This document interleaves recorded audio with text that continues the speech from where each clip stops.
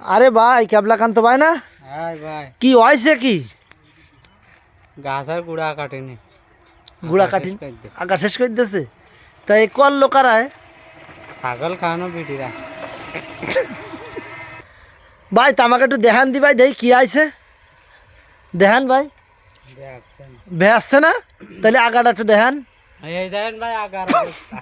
দর্শক এ দৃশ্য দেখা যায় না, দেখেন ভাই এ কারা করেছে তালি? ছাগল খাওয়ানো বিটিরা।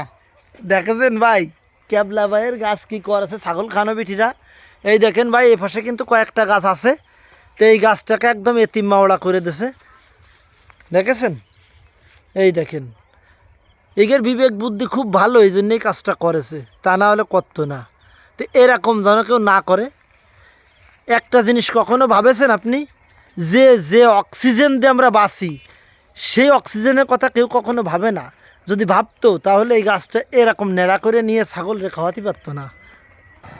কাশেম ভাই, এই যে গাছটার মাথা কাটেছে, আপনার কি কোনো কিছু মনে হচ্ছে? এটা তো ঠিক না।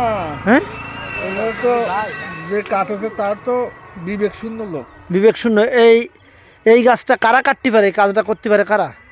এই ছাগল পাটি ছাড়া আর কেরা। তাহলে ভালো থেকে না।